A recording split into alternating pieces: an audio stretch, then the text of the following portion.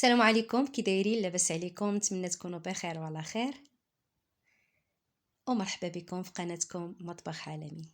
وصفة اليوم ان شاء الله كسكسو اللي ما كيخطا حتى شي بيت مغربي يوم الجمعة. بالنسبه للخضر اللي غادي نستعمل، عندي هنا جوج نواع ديال اللفت. هذا اللي كيكون مشعر حتى هو راه كيكون فتي، واللفت الابيض، القرع الاخضر، الجزر، الكرنب اي الملفوف، باذنجان حبه واحده كتكون صغيره، بصله وبطاطس، والقرع الاحمر، والقليل من الحمص. بالنسبه لهاد الكسكسو غادي ان شاء الله نوجدو معكم بالدجاج. كناخذ هنا الدجاج اللي عندي مغسول مزيان ومرقد في الملح والحامض. صافي بالنسبه ليا غادي نستعمل غير النصف ديال الدجاجه فقط.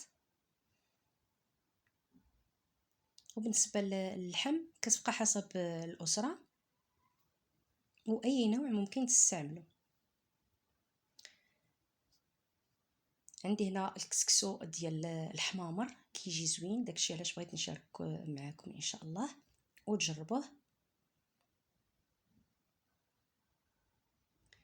خديت هنا نص كيلو. صافي غادي نضيف عليه الماء بارد ونغسلو ونخليه على جنب حتى يستقطر مزيان. بالنسبه للكسكسو انا دائما كنغسلو، سواء كان العبر ولا ديال العلب. كيف كتلاحظوا راه كيكون ضروري خصو يتغسل. وبالنسبه للكسكسو راه ما كايناش شي وحده اللي ما كتعرفلوش، سواء المغاربه ولا الدول الاخرى مجاوره طبعا. صافي غادي ناخذ هنا جوج حبات ديال الطماطم اللي غادي نبشرهم، وبصله كبيره اللي غادي نقطعها بهذا الشكل.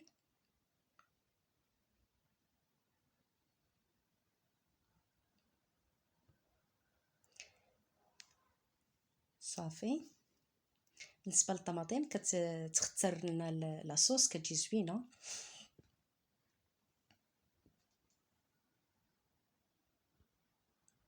صافي غادي ناخذ هنا طنجره ديال الضغط ونوضع فيها البصل وكذلك مسحوق ديال الطماطم،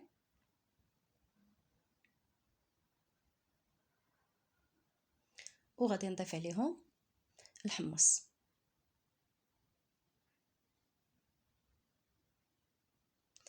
ما شاء الله راه كلشي كيعرف يصايبو، فقط المشاركه. نضيف هنا نص كاس ديال الزيت العود، ممكن تصايبوا النباتي لكم الاختيار. بالنسبه للتوابل عندي فلفل اسود، بالنسبه لي انا كنستعملهم على يدي من عند الهريات الكبار. كل ما طحنا العطريه على يدينا كل ما كنستافدوا منها وكنعرفوا راسنا شنو كناكلوا. بالنسبه للكركم عطي واحد الريحه زوينه زوينه زوينه. ندير واحد الملعقه صغيره،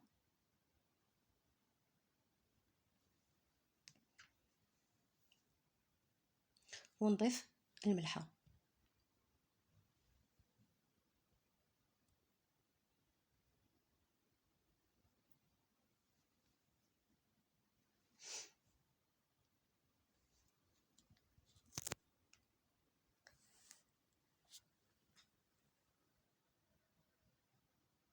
صافي. وبالنسبه للدجاج شحرته من بعد ما تبلته بسيبيسه وقعقله وشويه ديال الفلفل الاسود والزيت النباتي.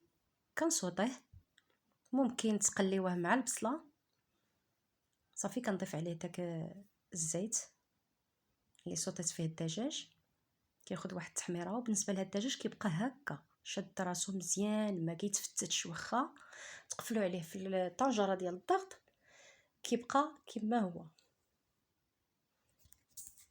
اما الا شحرناه في الطنجره ديال الضغط فهو كيتفتت.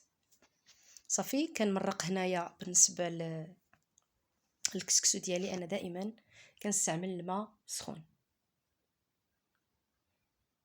ونخليها حتى تطلع فيها الغليه. صافي وكنضيف الخضر اللي كتشد طياب، بحال دابا ضفت الملفوف. بالنسبه للجزر واللفت والبطاطس كنخليهم هما الاخره. صافي من بعد ما قطرت الكسكسو كنوضعوه هنايا في الكسعه، ونضيف عليه الزيت النباتي قياس 6 ملعقات ورشه ديال الملح.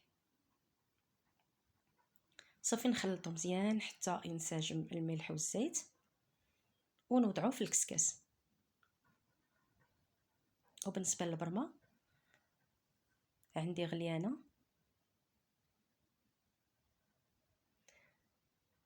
وبالنسبه لهذا الكسكسو هذا نتمنىكم تجربوه ان شاء الله، مفيد وصحي. صافي طلعت فيه الغليه الاولى، من بعد ما كيتبخر مزيان وكنسقيه بالماء بارد ونخليه يبرد.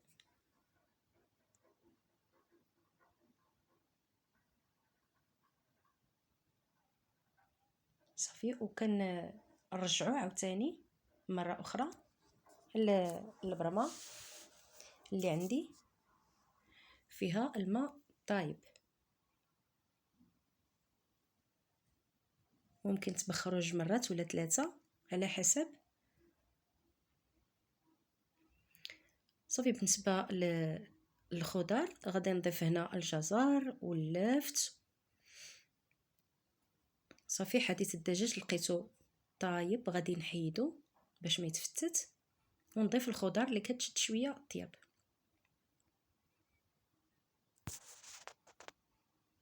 صافي من بعد ما طابت ضفت هنا القرعه الحمراء، فلفله والفلفلات الحاره والدنجال والقرعه الخضراء. صافي وغادي نخليهم ما كاملاش 10 دقائق. صافي وهذه التبخيره كنظن الثانيه والاخيره. صافي كنستف الكسكسو ديالي في الكسعه وكنوضع الدجاج كيف كتلاحظوا فتي.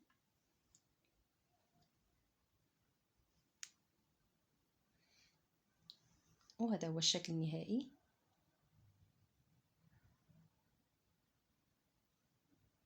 نتمنىكم تجربوه ان شاء الله. الخضر كتبقى في اللون ديالها وطيبه وما كتجيش مفته.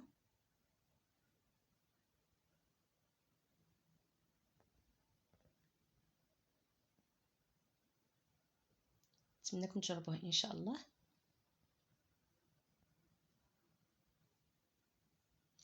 وبصحه والراحه، والى فيديو قادم ان شاء الله.